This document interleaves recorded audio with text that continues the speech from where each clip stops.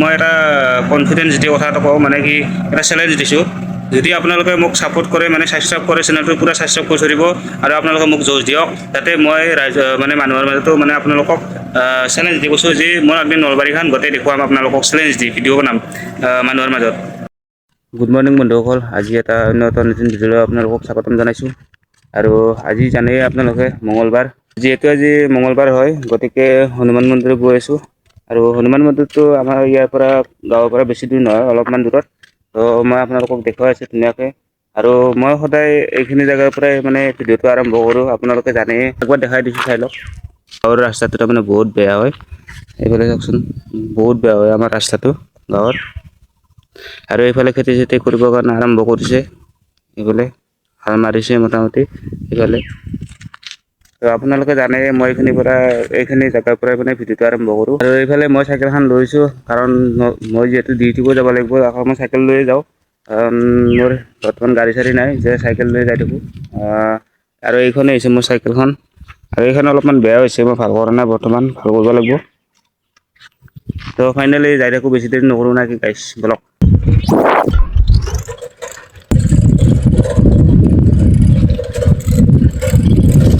আমাৰ মানে গাইছ গাঁৱৰ পৰা নলবাৰীৰ যোৱা ৰাস্তাটো তাৰমানে বহুত বেয়া গাইছ, কি ক'ব। এইফালে ৰাস্তা, এইটো ৰাস্তা নেকি গাইছ, গাড়ীয়ে নাই এইপিনে। ফাইনেলি গাইছ হনুমান মন্দিৰ পাই গ'লোঁ।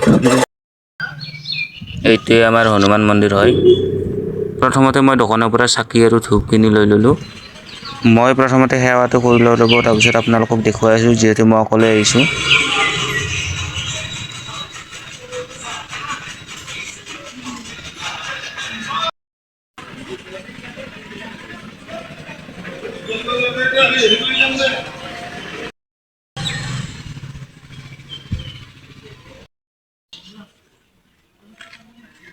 ফাইনেলি হনুমান মন্দিৰৰ পৰা আহি গ'লোঁ, আৰু আপোনালোকে দেখাই পেলাই। আৰু এতিয়া মই ডিউটিত যাম, যিহেতু আপোনালোকক দেখুৱাম যাওঁতে।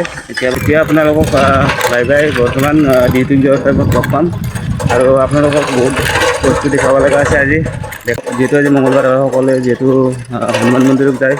তো আপোনালোকে কমেণ্টত আজি জয় শ্ৰীৰাম বুলি লিখি দিব। তাৰ পৰা ওলাই আহিলোঁ, আৰু এতিয়া মই ডিউটিত যাবৰ কাৰণে পূৰা ৰেডি। আৰু আপোনালোকক অকণমান মই দেখুৱাব বিচাৰোঁ, মই কৈ আছোঁ। এইখন হৈছে পুৰণা আশ্ৰম, মানে আমি যেতিয়া স্কুলত পঢ়ি থাকোঁতে এইখন মানে আশ্ৰম আছিল, বান্দৰ চান্দৰ চব আছিল। আৰু এইখন মানে বহুত ভাল লগা আছিল। এতিয়া মানে জংঘল হৈ গৈছে এইখন, যিহেতু আশ্ৰম আছিল পুৰণা, এতিয়া নাই বাৰু। দেখিলে, আৰু কাষতে আছে ইঞ্জিনিয়াৰিং কলেজখন এখন। এইখন ইঞ্জিনিয়াৰিং কলেজ, আৰু কাষত আছে দুটা হনুমান মন্দিৰ। আৰু এইখন আশ্ৰম মানে বহুত পুৰণা আছিল, আৰু এইখন আশ্ৰমত আপোনাৰ বান্দৰ আছিল, ঋষিমুনি আছিল। এতিয়া বাৰু একো নাই।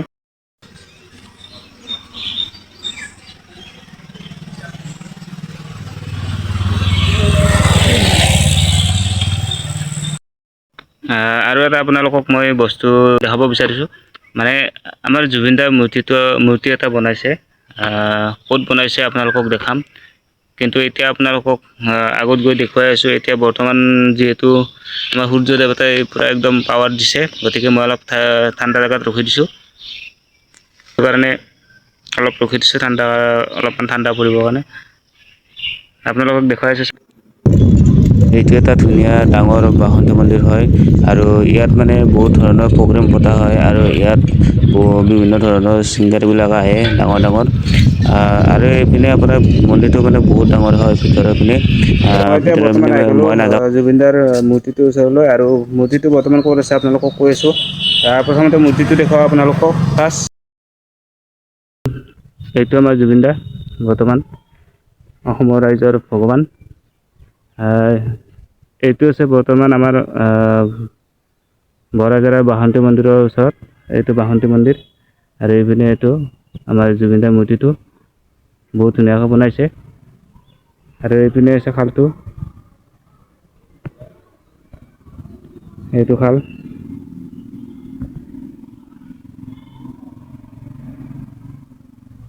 জুবিনদাৰ মূৰ্তিটো কেনেকুৱা লাগিছে কমেণ্ট কৰি জনাবচোন একবাৰ। জুবিন দাৰ মূৰ্তিটোৰ কাষত থকা খালটোত মাছো দিছে আৰু কেনেকৈ মাছবিলাক ভাহি আছে দেখিছেনে গাইছ? জুবিন দাৰ ন্যায়ৰ কাৰণে যিমানখিনি হাহাকাৰ কৰিলোঁ তথাপিও আমাৰ জুবিন দাৰ ন্যায়টো বৰ্তমান পোৱা নাই আৰু অসম চৰকাৰেও বৰ্তমান গুৰুত্ব লোৱা নাই আৰু আমাৰ বহুত বেছি বেয়া লাগে। আপোনালোকে যিহেতু মোৰ ভিডিঅ'টো চাই আছে কমেণ্টত জাষ্টিস ফৰ জুবিন দা বুলি কমেণ্ট কৰিব। মোক আপোনালোকে ছাপোৰ্ট কৰিলেহে মই ভাল ভিডিঅ' বনাব পাৰিম। আপোনালোকে ছাপোৰ্ট কৰক গাইছ। আৰু এটা আপোনালোকক বস্তু এটা দেখুৱাই আছোঁ ৰ'ব। জানেনে সেইটো ধৰিব পাৰিছেনে? সেইটো এটা ডিম্পুদাই নতুনকৈ বনোৱা বিল্ডিংটো ডিম্পুদাৰ ঘৰ হয়। ডিম্পুদাৰ তাত নাযাওঁ, পিছত লগ ধৰিম বাৰু। আপোনালোকে গম পালে এইটো ডিম্পুদাৰ ঘৰ হয়।